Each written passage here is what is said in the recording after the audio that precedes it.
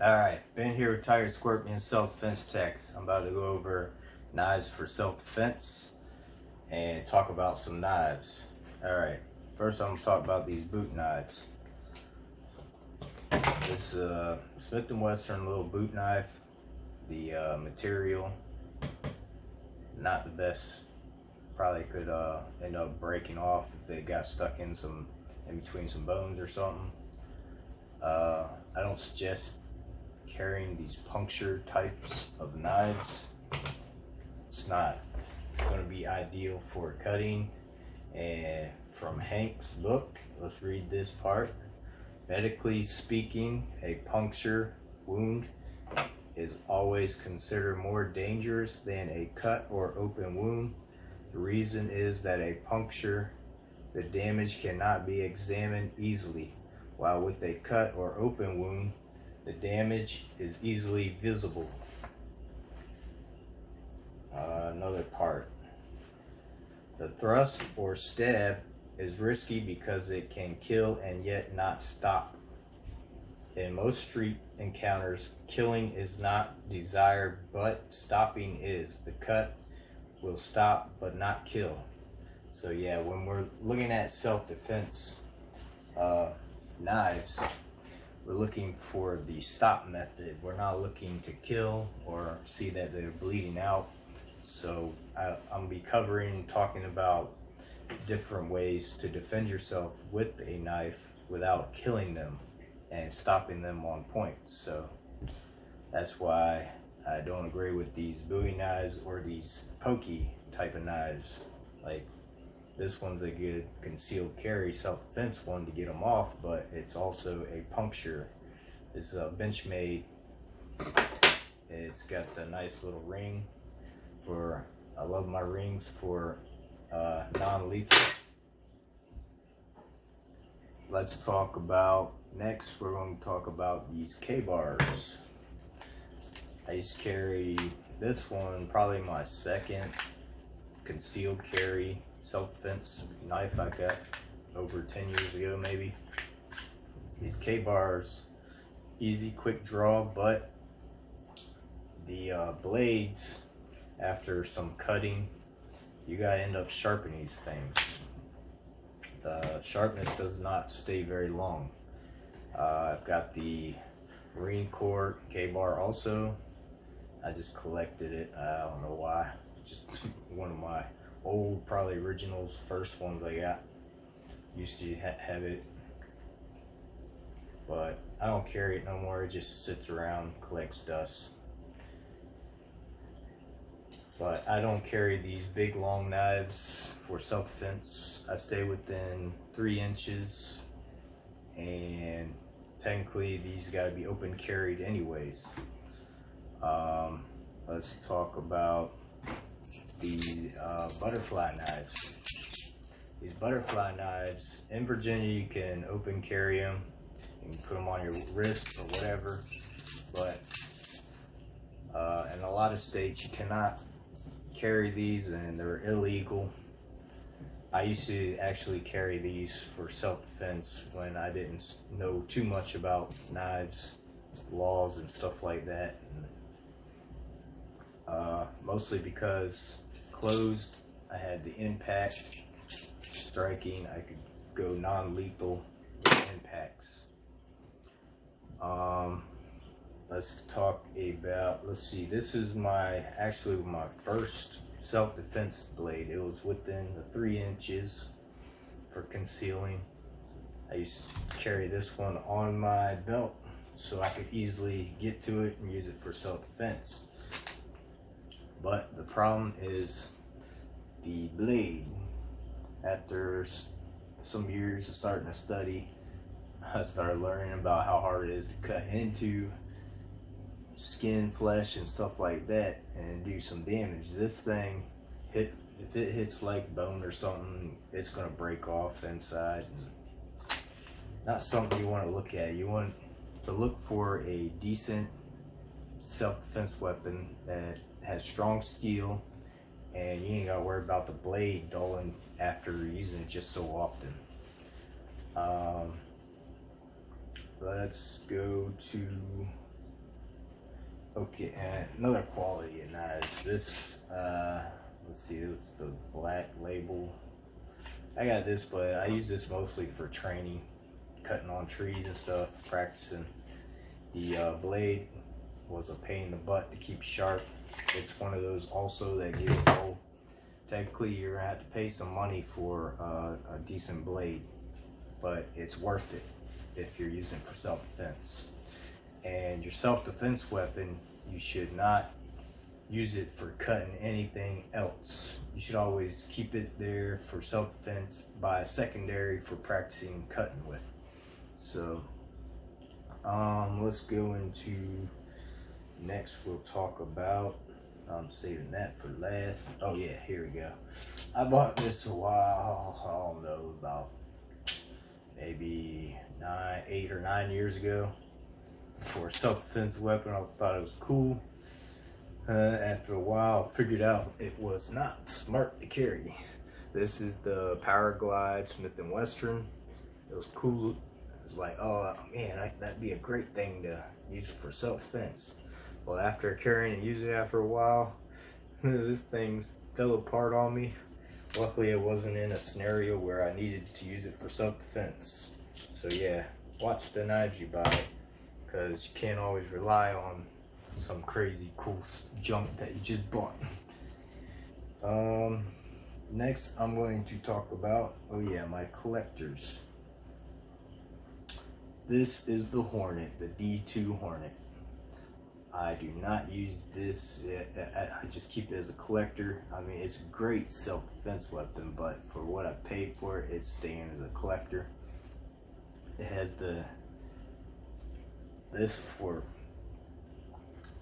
penetration, and stinger is pretty much the stinger for a Hornet.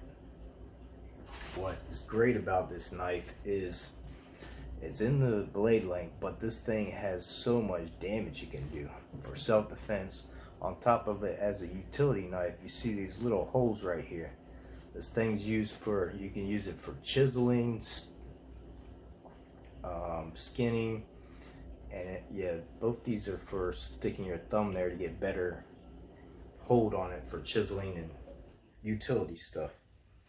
But yeah, this is, I won't even pull it out and use it, or never use it to cut. All right, so next I'm going to talk about that one. All right, my Cold Steel. Cold Steel is by far my favorite knives. These things, if you go to their website and look up any knife, you'll see that they put these things through brutal tests. This thing, when I first bought it, the guy tried to close it. He almost hacked his whole finger off because they're so sharp, and it's kind of stiff. You have to do it two-handed. He tried to do it one and ended up closing his finger in there. These things will take your finger. I highly recommend looking at Cold Steel knives, because they're my favorite out of all of them. Because just check out their videos, how they're hacking. I've seen them. Let's see this one. I got this one for, I was going to use it for self-defense, but the sheath is crap. See how much of a pain I got to get to it, and if it was on my hip to try to grab it and pull it out, it's not going to happen. When you're looking at self-defense weapon, you want something fast, deployable, and you ain't got to worry about fumbling around with it. But I got this one because of this. Non-lethally, I got that. Plus, when I use it reverse, I use it for hooking. Plus, I could strike with that. But that was why I got this one. Now I gotta look into getting a different sheath.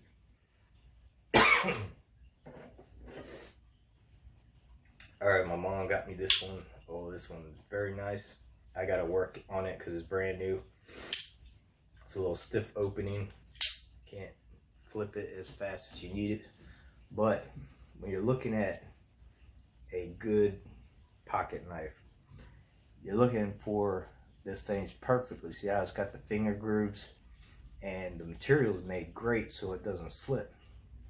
When it comes to self-defense, and a pocket knife, you don't want, I'll show you another one.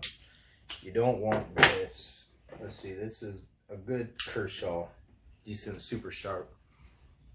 But if you don't work on your grips and this thing gets bloody or oily or whatever, there's a good chance your hand's gonna, if it hits bone, you're gonna slide up and cut yourself. That's the problem. You want to look, I mean, it still has this hump. I mean, it might not slide, but still, I would prefer that over something that's straight, like, oh, maybe this one's it. Nope, this one has a little hook on it. But yeah, I prefer something with a grip on it for self-defense. Let's go into, I did that. All right, so this is a new one I picked up. The odd type of knife, but see, it's within the 3 inches that I was looking for a self-defense. It has the back impact for non-lethal, and I picked this one up because I could open carry it on my hip, and I could easily quick draw and have that leverage for grabbing and striking this way. On top of it, I could swap and have it for cutting. This thing's got a decent weight to it, so it's going to do a lot of damage. Alright, so now let's go into my favorite. My favorite concealed carry would be the Fox Karambit. The Fox Knives Karambit is by far the best pocket self-defense knife that I've picked up. It's got the hook on the end, so when I go to draw it out my pocket, I can hook it on my pocket and deploy the weapon. But the other great thing about Karambits is the ring. I got pressure point fighting, impact, and I will be talking more about this weapon in the future coming up, like videos. But yes, Karambits are by far my favorite. I got a couple collectors just because they were odd. This one I liked because I could use it for gripping and hooking around arms. I got the what was this, the Hansushi, the very higher butt. Like I said, the blade is gonna be too long. It's got the self-defense little nipples on it, but the blade's a little too big for what I'm looking for. Quick, fast draw, cut, get it over with. That's what I'm looking for. And that pretty much covers everything I wanted to talk about right here.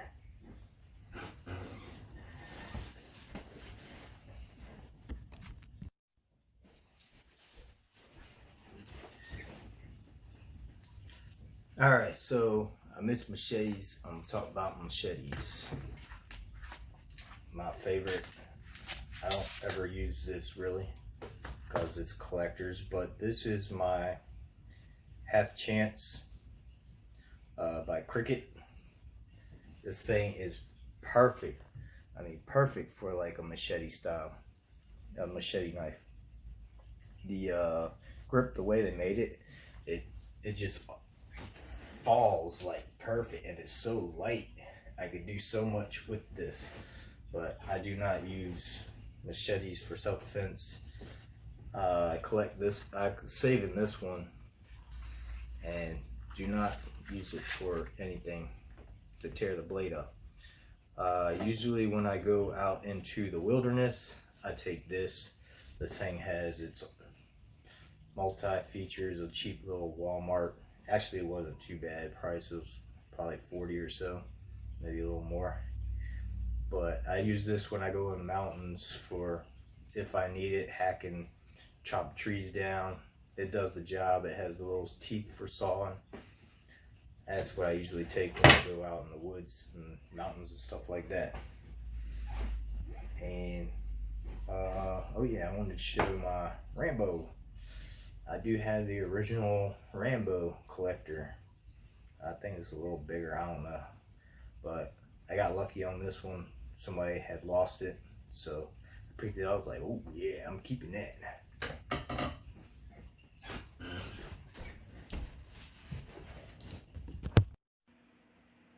Alright, so I went over to talk about some knives. If you want to check out some of the material that I'm covering, it's from Hanks Earnhardt's Book of Knives. This guy, he passed away a while back, but he spent a lot of time with medieval stuff, and he did a lot of time with knives, and he's seen a lot of stuff on the streets, and most of his stuff is legit material. Some of this stuff you pick up out nowadays is technically not street brought and probably get you killed. Alright, so I'm going to show you a couple concealments. So if you keep a knife by your wallet, if you had to if they're asking for money, you could easily deploy a knife from your wallet area. Yeah, same for right. If you had straight, even straight one, you could have it deployed from there too. So some people, if you keep it in the front, they can notice the clip. But some people also, they stitch little spots so they can just go into their pocket and have it ready. Or they have a little stitch on this side to keep their knife in the spot where they want it. Also, I wanted to talk about deployments, like on other knives, maybe the ones that don't have the assisted, they'll have like a bigger area for if you get one that's quieter, like those are, this one you can do it with too, but you can do it quieter to deploy it if you're trying to be stealthy. And you got two different ways you could do it. You can pop it from this way, or you could do it the of course reverse and slide it up, grip. But that's just a couple things to consider. He talks about that in his book. Another knife I forgot to cover is the Cricut. This little Cricut Kramit. Let's see if it focuses so you can get the name. Cricut Kramit. This thing, at the finger grooves, man, you can do so much work with this thing. And since it is made by Cricut, they're good knives, they're decent, sharp, and this will peel back skin, which I'm going to be covering later on for self-defense. This is what we're looking at, is muscle groups and tendons and stuff without going too messy. My other straight one, where I say I conceal straight, so this one I can conceal is already deployable for cutting, hooking, and stuff like that. I mean, you can do also, I've seen people wear it where you can cross it and have in the front to where you draw it out and go this way, or cut coming out. But those are just some stealth spots you can stick your conceal knife. Remember, conceals are usually about 3.5 or less. Some places even 3 or less. So just remember that for concealment. About machetes. Machete for home defense. If that's your thing, that's cool and all, but yeah, think about how messy this thing is going to get. You hack the guy, you hit an artery or something, like he's bleeding all over the place, or you end up chopping the limb off, then you got limbs in the...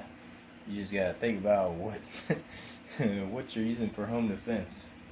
It'll get the job done, but it's also medicine and most likely gonna kill the guy. Me, I usually have my wooden sword. These oak wood. This thing, there's a Musashi. He actually used this and killed and beat a lot of people in his duels just using a wooden sword. This is the shorter version, but the way it's built, made, the edge right here easily breaks bones. It can even kill. So that's usually what I have for home defense. I can get it fast, and once I start striking something, it's gonna break. Next I'll be covering is angles. I'm gonna have, I guess that thing's not gonna be bright enough to see it, but I'll be going over this next, knife angles, and it'll be used for sticks. Thanks for watching.